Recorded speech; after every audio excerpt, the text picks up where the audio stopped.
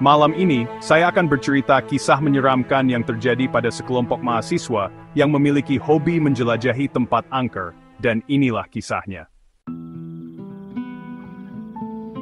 Malam itu, udara terasa lebih dingin dari biasanya. Aku, Santi, duduk di ruang tamu rumah Ani bersama keempat temanku. Ani, Rina, Jaka, dan Bayu. Kami sudah lama merencanakan uji nyali ini, dan malam ini adalah waktunya. Rumah tua yang akan kami datangi terletak di pinggiran kota. Sudah bertahun-tahun kosong dan terkenal angker. Beberapa orang mengatakan pernah melihat sosok hitam berdiri di jendela lantai 2. Ada juga cerita tentang suara tangisan anak kecil yang terdengar dari dalam rumah saat tengah malam. Tapi bagi kami, semua itu hanyalah bumbu cerita horor yang belum terbukti. Rencana sudah matang. Tepat pukul 9.30 malam, kami berangkat menggunakan 2 motor menuju rumah terlarang itu. Jam 10 malam, kami tiba di depan rumah tua itu. Bangunannya besar, dikelilingi pagar besi berkarat. Cat temboknya sudah mengelupas, dan halaman depannya dipenuhi ilalang setinggi lutut. Kami memanjat pagar dan melangkah ke teras. Ani menggenggam senter, menyorot ke sekeliling. Tidak ada suara, kecuali gesekan ranting pohon yang tertiup angin. Dengan hati-hati, Jaka membuka pintu kayu yang sedikit terbuka. Suara deritnya menggema di kegelapan. Kami melangkah masuk bersama-sama. Udara di dalam lebih dingin dari luar. Bau apek bercampur tanah basah langsung menusuk hidung. Ruangan utama penuh dengan perabot tua berdebu, sofa robek, dan rak buku reyot. Tapi saat itu juga, perasaan aneh mulai muncul. Seperti ada sesuatu yang tidak terlihat, mengawasi kami sejak pertama kali kami masuk. Kami terus berjalan menyusuri rumah, memastikan setiap sudut. Hingga tiba-tiba aku merasa sendirian. Aku berhenti. Jantungku berdetak lebih cepat. Di sekelilingku hanya ada dinding kusam dan lorong panjang yang gelap. Tidak ada suara temanku. Tidak ada suara langkah kaki mereka. Aku yakin tadi kami masuk bersama. Tapi sekarang, entah bagaimana, aku sendirian di ruangan ini. Aku mencoba mengingat jalan yang kulewati, tapi setiap pintu yang kulihat tampak sama, tua, berdebu, dan seolah-olah tidak pernah dibuka selama bertahun-tahun. Suara kecil tiba-tiba terdengar dari sudut ruangan. Seperti sesuatu yang bergerak pelan. Aku membalikkan badan, menyorotkan senter ke arah itu. Tidak ada apa-apa. Aku menelan ludah, mencoba menenangkan diri. Aku harus mencari yang lain. Aku tidak boleh panik. Tapi semakin lama aku berjalan, lorong-lorong rumah ini terasa semakin panjang dan semakin asing. Aku mencoba tetap tenang, tapi ada sesuatu yang tidak wajar.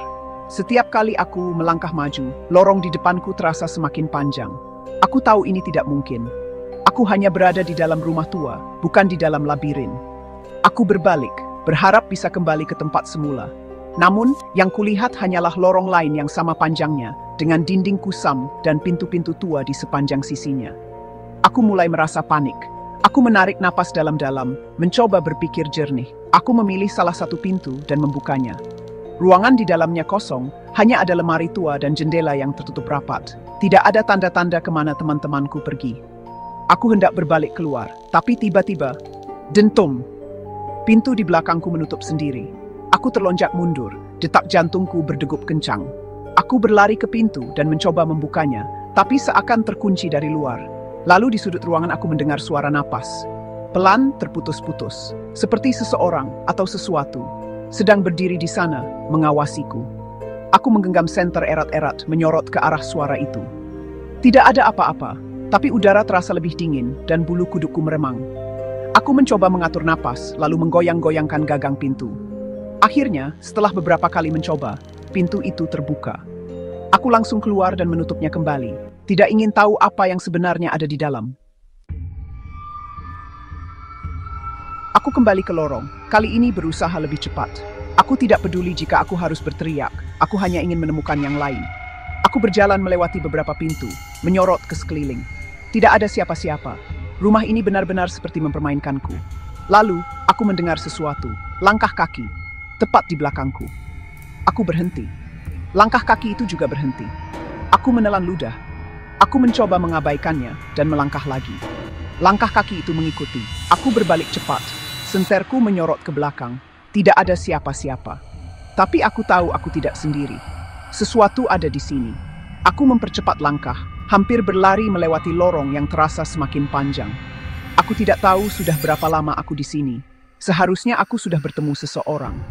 Dan akhirnya, setelah melewati beberapa pintu, aku melihat sesuatu yang membuat jantungku hampir berhenti.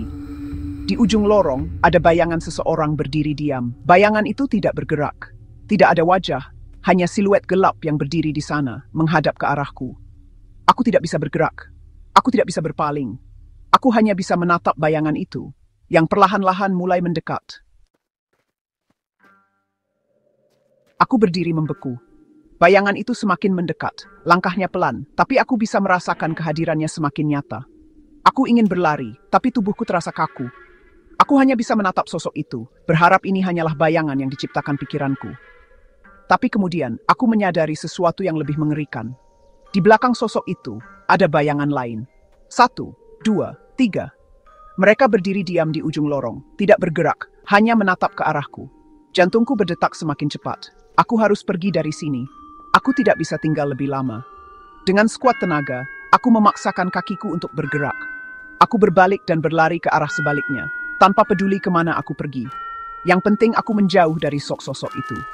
Aku berlari melewati beberapa pintu, sampai akhirnya aku melihat sesuatu yang membuat napasku sedikit lega. Tangga. Aku tidak peduli apakah aku harus naik atau turun, aku hanya ingin keluar dari lorong itu. Aku langsung menaiki anak tangga dengan tergesa-gesa. Tapi saat aku hampir sampai di ujung tangga, aku mendengar sesuatu dari bawah. Langkah kaki. Mereka naik tangga juga. Aku sampai di lantai 2 dengan napas tersengal. Aku menyorotkan senter ke sekeliling, berharap menemukan jalan keluar. Lantai ini terasa berbeda, lebih gelap, lebih sunyi. Aku berjalan perlahan, mencoba menemukan pintu lain atau setidaknya sesuatu yang familiar. Tapi semakin jauh aku melangkah, semakin aku sadar, lantai 2 ini tidak masuk akal. Aku seharusnya berada di rumah tua biasa, tapi ruangan di sini tidak seperti lantai 1. Tidak ada jendela, tidak ada perabotan tua. Hanya lorong panjang dengan dinding yang seolah-olah semakin menyempit. Aku merasakan udara semakin berat, seperti sesuatu sedang menekan dadaku. Tiba-tiba, suara langkah itu berhenti. Aku berani menoleh sedikit ke belakang. Kosong. Tidak ada siapa-siapa di tangga, tidak ada siapa-siapa di belakangku. Tapi aku tahu, aku tidak sendirian. Aku melanjutkan langkahku, mencoba tetap fokus. Aku harus menemukan jalan keluar. Dan akhirnya, setelah melewati lorong yang terasa tak berujung, aku melihat sesuatu, sebuah pintu. Aku langsung berlari ke arahnya dan mencoba membukanya. Pintu itu sedikit macet, tapi dengan sekali dorongan kuat, akhirnya terbuka. Aku terkejut. Aku berdiri di sebuah ruangan besar yang ada sebuah cermin. Cermin tua dengan bingkai kayu berdebu, memenuhi setiap sisi ruangan. Dan saat aku melihat ke dalam cermin, aku melihat sesuatu yang seharusnya tidak ada di belakangku. Aku berdiri di tengah ruangan, napasku memburu. Pantulan dari cermin menunjukkan diriku yang ketakutan, tetapi ada sesuatu yang aneh. Aku memperhatikan lebih teliti. Di cermin itu, ada sesuatu yang berdiri di belakangku. Sosok itu tinggi, kurus, dengan wajah samar yang tidak bisa kulihat jelas. Aku merasakan tubuhku membeku, jari-jariku mencengkeram senter erat-erat. Aku tidak berani menoleh. Aku hanya bisa melihatnya dari pantulan cermin. Lalu, perlahan-lahan, sosok itu mulai mendekat. Tidak, ini tidak nyata. Ini hanya ilusi. Aku harus keluar dari ruangan ini. Aku mengalihkan pandangan dan berlari ke pintu lain yang ada di ruangan itu. Dengan panik, aku membuka pintu tersebut dan keluar tanpa melihat ke belakang. Begitu aku keluar, ruangan itu langsung tertutup sendiri dengan suara gedebuk yang menggema di lorong. Aku terengah-engah. Aku berada di ruangan lain sekarang. Ruangan yang terasa lebih dingin dan lebih nyata.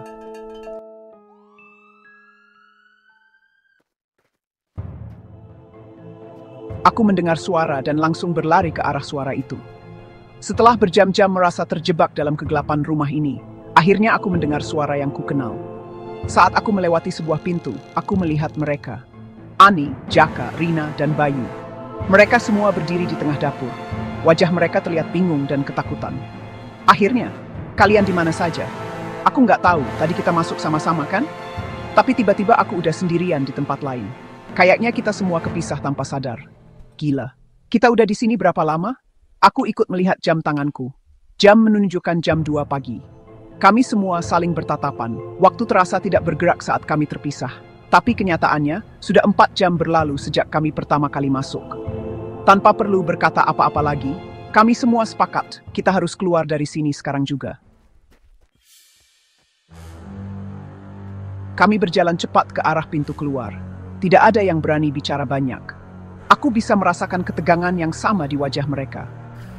Saat kami akhirnya melangkah keluar dari rumah itu, udara malam terasa jauh lebih segar.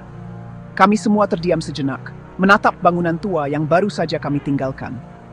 Jangan pernah ajak aku ke sini lagi. Aku setuju dalam hati. Rumah ini terlalu berbeda dari tempat-tempat lain yang pernah kami kunjungi sebelumnya. Kami kembali ke rumah Ani untuk menginap, tetapi tidak ada yang bisa tidur dengan nyenyak malam itu. Dan meskipun kami semua masih menyukai eksplorasi tempat angker, kami sepakat bahwa rumah itu bukan tempat yang ingin kami datangi lagi. Tapi satu hal yang kami yakini, makhluk-makhluk di dalam rumah itu tidak bisa melukai kami secara fisik. Mereka hanya bisa mengganggu mental kami. Dan meskipun kami ketakutan malam ini, kami tahu kami akan tetap kembali mencari tempat-tempat angker lain. Karena ketakutan bukan alasan untuk berhenti. Barusan adalah kisah seram yang dialami oleh sekelompok anak muda yang menyukai eksplorasi tempat angker. Jika Anda memiliki pengalaman yang serupa, atau memiliki cerita lain, bisa langsung tulis di kolom komentar. Siapa tahu kami akan membawakan kisah kamu di kemudian hari. Untuk itu, bantu kami membangun channel ini dengan cara like dan subscribe. Terima kasih sudah menonton dan sampai jumpa lagi.